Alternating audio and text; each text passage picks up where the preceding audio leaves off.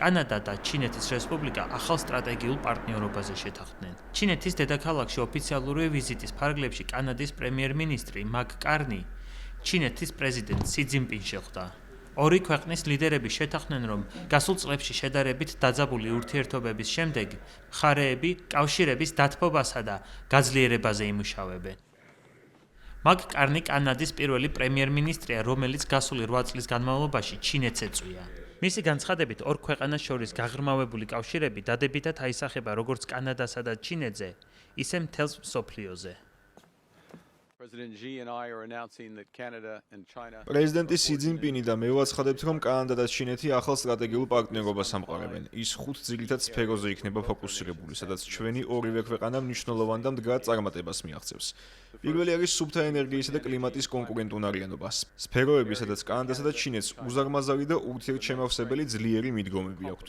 მეორე, ჩვენ ვაფართოებთ ვაჭრობას, განსაკუთრებით სოფლის მეურნეობისა და სურსათის სფეროებში, სადაც კანადა საიმედო პარტნიორია.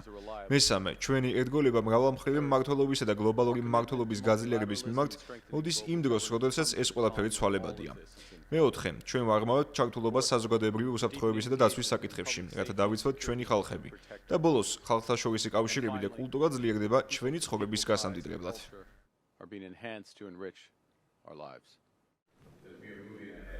ჩინეთის პრეზიდენტი სი ძინპინი კანადის ლიდერის ვიზიტს მიესალმება და განაცხადა, რომ ურთიერთობების გარღვმავებისთვის ჩინეთი ყველაფერს გააკეთებს. ახალ სტრატეგიულ პარტნიორობაზე მხარეებმა მოლაპარაკებები გასული წლის ოქტომბერში დაიწყეს. ჩინეთში გამართულ შეხვედრაზე ორი ქვეყნის ლიდერებს ამერიკის შეერთებული შტატების მიერ ჩინეთზე დაწესებული ტარიფების შესახებ არ უსაუბრიათ, რაც მათ შორის დაძაბული ურთიერთობების კიდევ ერთ-ერთი მიზეზი იყო. ჩინური მხარე იმედოვნებს, რომ კანადას შეერთებულ შტატებთან შედარებით ნაკლებად მკაცრი საგარეო პოლიტიკა ექნება.